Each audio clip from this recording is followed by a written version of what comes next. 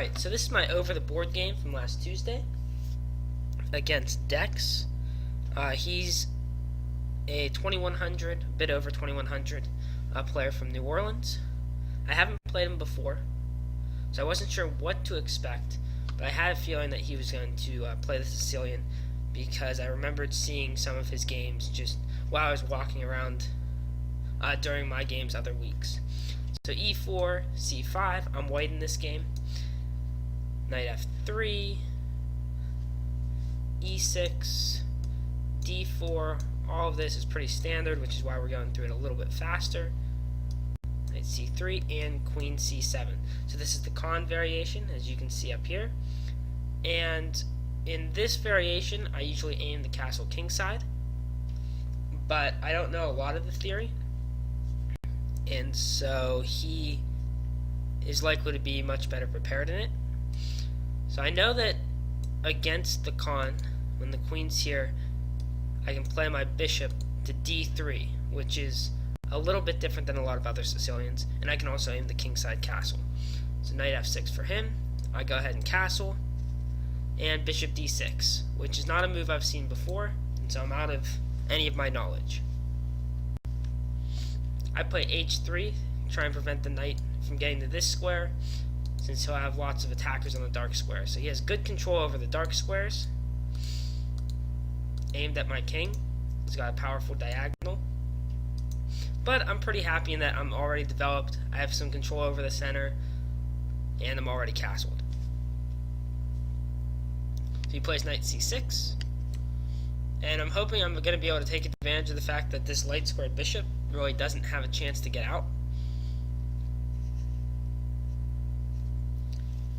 And here, as soon as he plays the knight out, I went ahead and exchanged.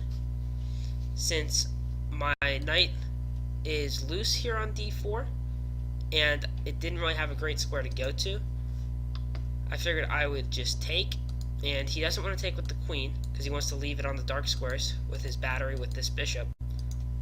And he doesn't really want to take with the b pawn. I didn't think he wanted to take with the b pawn, but I wasn't really sure which pawn he was going to take with, since I haven't played against this structure that much. But I was correct in that he took with the d pawn.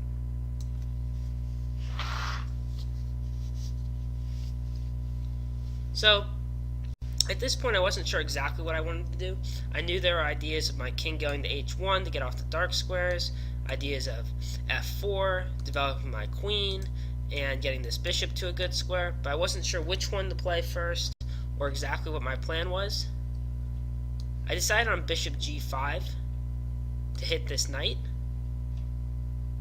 and I thought that bishop g5 followed by f4 might be strong, and so in the opening of this game I just kind of chose the wrong plans. So bishop g5 was met by b5, and I didn't realize it at the time, but looking back and soon after, even during this game, I realized that this is the structure Black's aiming for, with an easy ability to push these pawns.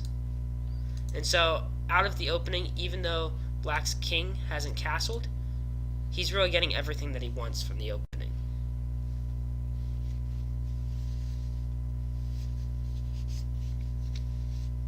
At this point, I chose to play queen f3, which I think was a mistake, because after queen f3, I don't really have the ability to push the f-pawn without moving my queen again.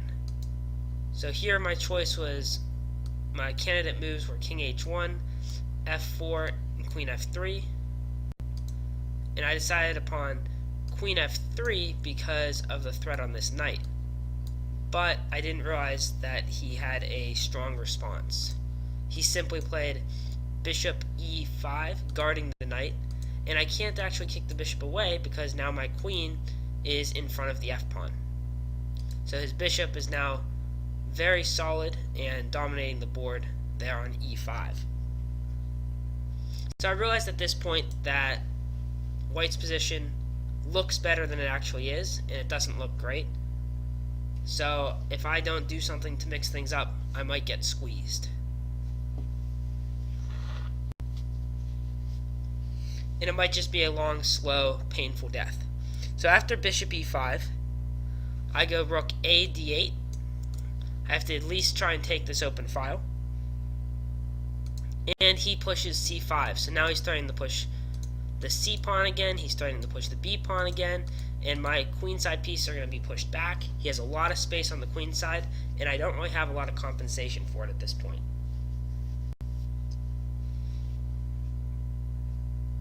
In response to c5, I go queen e3 with the idea of pushing h4. He develops his last piece, the bishop to b7. And as you can see, I was unsuccessful in keeping this bishop out of the game.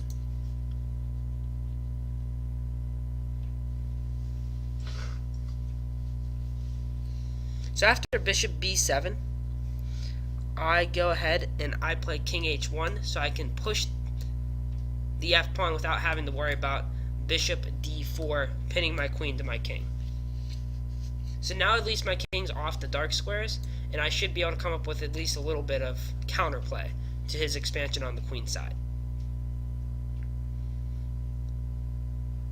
He plays h6, and my dark square bishop really doesn't have a good square to go to, so even though I'm already weak on the dark squares, I'm kind of forced to trade it off. And as expected, instead of taking with the bishop, he went ahead and took with the g pawn so that he might be able to use this open g file.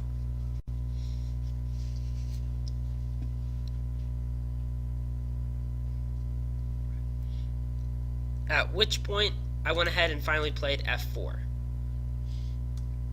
Now, I knew his bishop was going to come to this square, so it wasn't a surprise. But I also thought that I needed to play f4 to give my queen a little bit of room and get this f-rook activated. So after bishop d4, I pull my queen back to e1 with the idea of at some point jumping over to h4. Now you can see that black is getting a lot of tempos, a lot of initiative, and I kind of have to come up with a plan that gets my pieces on the squares I want while responding to his threats. Fortunately, black's threats in this position are pretty apparent and expected, and so there aren't a lot of surprises. That doesn't mean black's position isn't good. Black's position is very good, but black's plan is straightforward, and so I can kind of plan ahead to what he's going to attack with and respond from there. So at this point in the game, we have about equal time. The time control is 90 minutes with a 5-second delay, and right about this time we've both used about half of our time.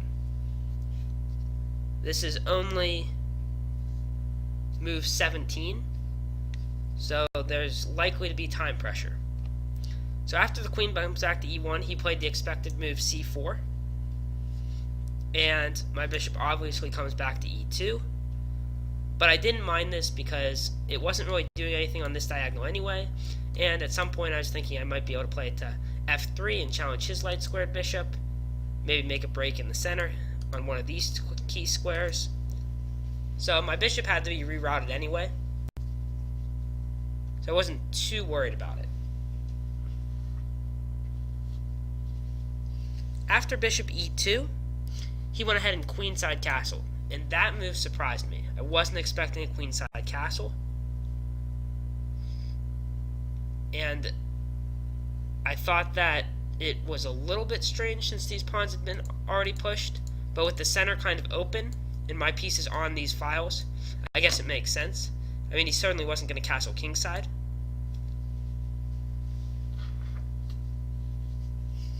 But now that I finally know where his king's committed to, I can come up with a plan of attack and maybe create something to at least dislodge his king, complicate the game. So after queenside castling, I play bishop f3 like the idea I'd stated before. You'll notice that the f4 pawn is hanging, but go ahead and take a moment and see if you can come up with what my idea is if the queen takes f4. So remember that black's position is much better, and so I have to find a way to create confusion and counterplay. So if he takes f4 with his queen, how can I respond?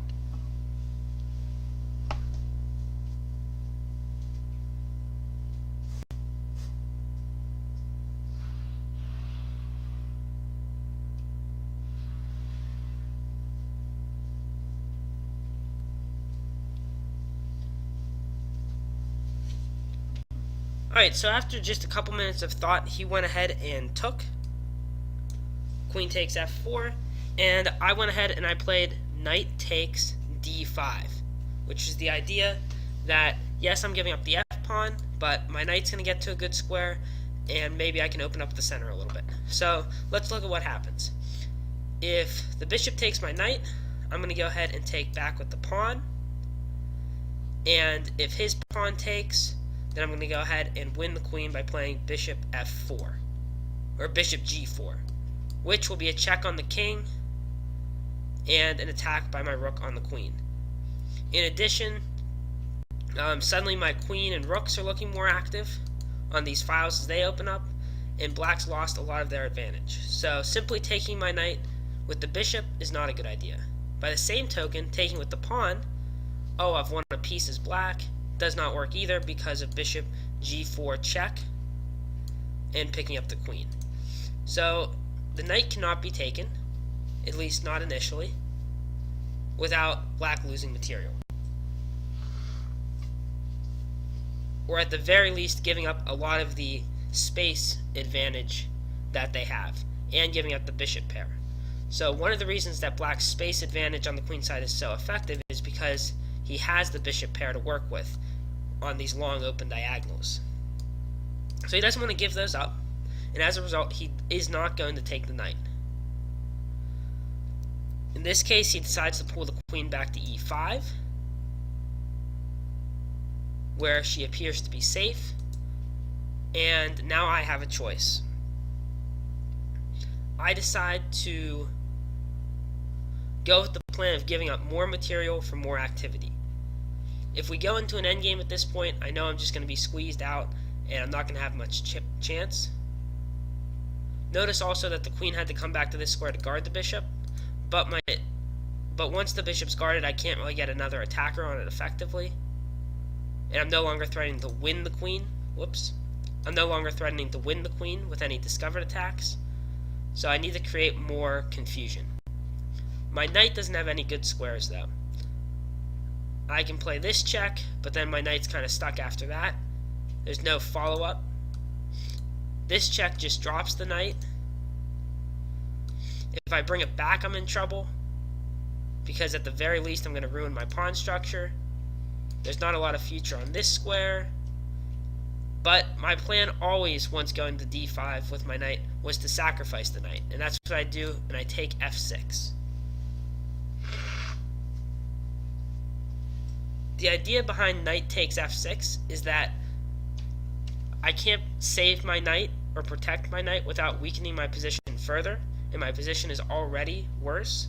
So I need to sacrifice the knight to open up the position to give my rooks more mobility so that they can create tactics. Because if I can create confusion in tactics, then my worst position won't matter as much. There'll be more chances for me to come back in the game. So knight takes f6. This point he went into a long think, deciding whether to take or not, and he did take the knight, at which point I immediately follow up by playing e5, which is giving up another pawn, but now my bishop opens up also. So now I've given up the knight and the pawn, but all of my pieces that are left have the ability to move. If we go back a little bit to before I sacrifice the f4 pawn, you'll notice that my knight and bishop and my rooks and queen really don't have a lot of vision or a lot of scope on the board. And so by getting rid of the knight and pawn, suddenly my remaining pieces are going to come alive.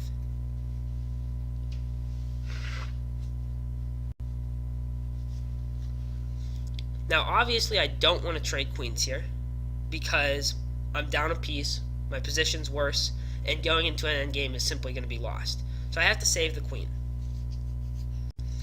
But there are some clever in-between moves first. So I start by giving up the bishop with check. Now, usually when you're losing, you don't want to trade pieces. But here, I'm trading pieces because it gets the king off the back rank, and I go ahead and play rook takes f7, check. Now notice that instead of black having the initiative, white has the initiative. So once the rook takes on f7 check, go ahead and take a moment to decide where you want to place the black king. If you were black, what square would you want to put that king on?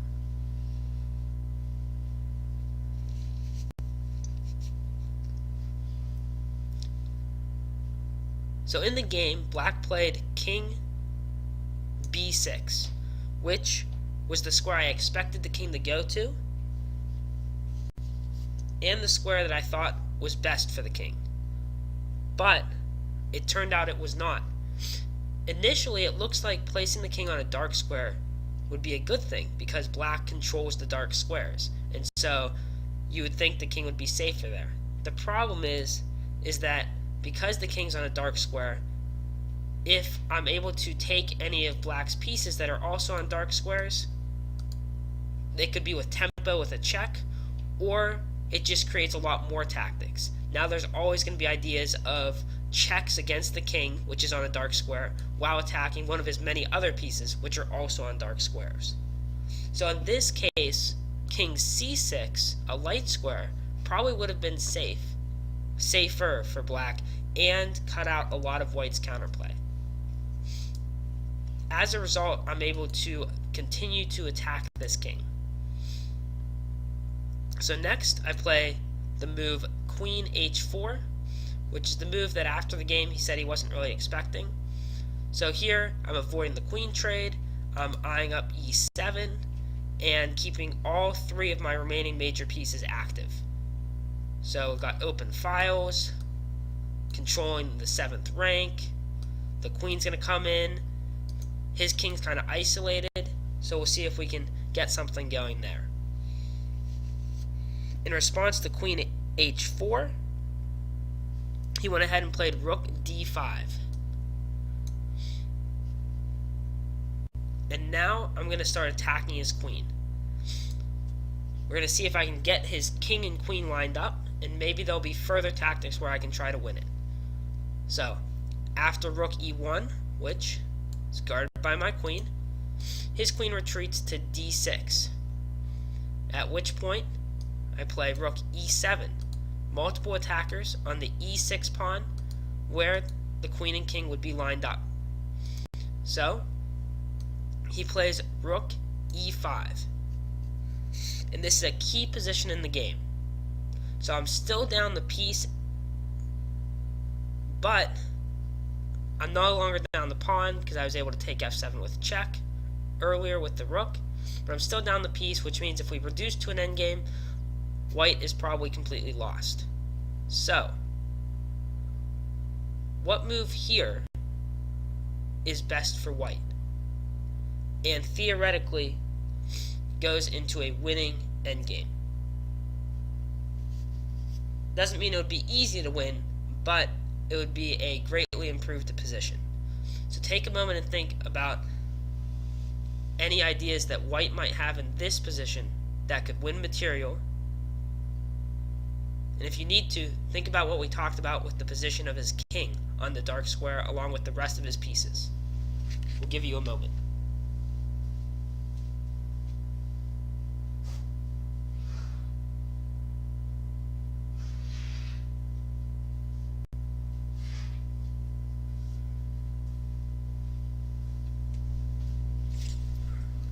Alright, so the winning move here is rook takes e6. Okay, so rook takes e6, let's look at the possibilities. First option, queen takes rook. I'm going to go ahead and respond with rook takes. Wait, if queen takes rook, we're going to play immediately queen takes bishop check. So you have to play queen takes bishop check first because it adds another attacker on his rook. And then, once his king moves, we go ahead and take his rook. And now we've got queen and rook, and I'm up a pawn. And in this position, his king is much more exposed, and he's going to have trouble holding this position at all. So for this reason, immediately taking the rook with the queen is not good. So let's look at another option. Rook takes rook. So rook takes rook, I'm going to go ahead and take. When the queen takes, now I've got queen takes bishop again, and this time I'm also hitting the rook in the corner. So in this case, I go into an endgame where I'm up a pawn and only queens are left on the board. With pawns on both sides of the board, it'll probably be hard with the advanced queenside pawns to win, but I should be able to at least hold a draw, and I'm the one with winning chances. So for that reason, rook takes e6 wins for white, or at the very least will draw.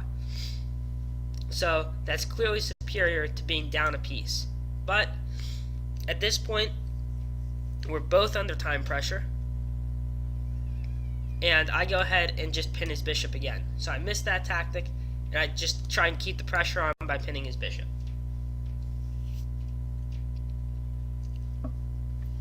So after playing the rook here, he plays rook d5 again, and I go back to e1, offering to repeat the position. So it's black to move in this position. Take a moment and think about how you can stop that tactic that we just talked about. So think of some effective ways to stop that tactic, where white is going to take that e6 pawn and go into the winning endgame.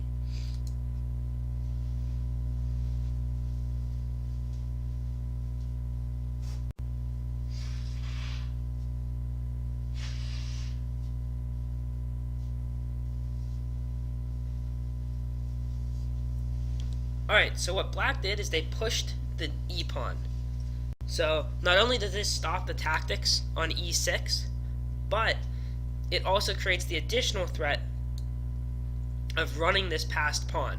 With the support of the major pieces that are still on the board and the additional bishop he has, it could be hard to stop this e-pawn. So after e5, I got rook f1. He plays queen c6. Notice that now his pieces are on light squares, which are going to make the tactics more difficult. I play rook f7. And he plays bishop c5, attacking my rook. As I mentioned, at this point we're both under time pressure. I believe at this point he's under 5 minutes, and I'm getting close to 5 minutes. So notation is only going to be for a few more moves, and I couldn't spend too long deciding what to do here. So I decided to go for the queen endgame, because oftentimes in time pressure it's a little more difficult to play with the pieces rather than the queen. So I play rook b7 check, and he trades his queen for both rooks. So now I have a queen for 2 rooks and a bishop, which should be losing, but it's still not easy in this case. So after they trade off, I play queen f5, or queen h5. He brings his rook over, doubling up on the d file. I take h6, hoping that I can use these passed pawns. He blocks the check. I'm going to just try and rush this h-pawn. He gives a check, my king steps up. Have to be careful not to get mated with the bishops and the rooks. One reason why my queen is on the g file is to prevent his rook from swinging over and cutting off my king. Notice that my c-pawn is also preventing his rook from the 3rd rank and cutting off my king, so my king should be safe in this position. And he plays rook d5. Now at this point, he has less than a minute left, and I only have like 3 minutes left, so my notation stops. But to give you an idea of what happens, is the e-pawn is going to march down, but after it makes it to e3, he has to be careful, because once it gets to e2, it's on the same color square as his king, and in the game, after the pawn gets to e2, I pick it off with a check. And so without this e-pawn, it's much harder for black to win. So if he keeps that e-pawn, he should win without a problem, because I can't really stop it from queening. But once I win that pawn, it's much more challenging for black to win. After winning that pawn, I end up chasing his king across the board with a series of checks, and we end up getting all of our pieces, my king and pawns and queen, and his king and rooks and bishop, all in this area of the board that I highlighted. So we're all squished together, and there was a chance for me to win his bishop by eventually pushing this g-pawn up and attacking it while it was pinned. And I took the bishop, which actually lost, because I end up falling into a mating net against the edge of the board if I take the bishop without checking his king first. Now if I'd given him an extra check, then I would win the bishop cleanly without any attack on my king, but at that point we each had 3 seconds on the clock, so I didn't feel too bad about losing in that position. So overall, I ended up losing, but it was a really fun game. Even though in the opening he showed that he was stronger in outplaying me, I was able to create a lot of counterplay and confusion, some creative tactics, and a very unclear position where I had winning chances, and even at one point had a tactic to have the advantage. So I enjoyed the game a lot, and I look forward to playing him again. And I hope that you enjoyed me going over this game, and maybe you learned something, because I know I did going over the game. Alright, thank you.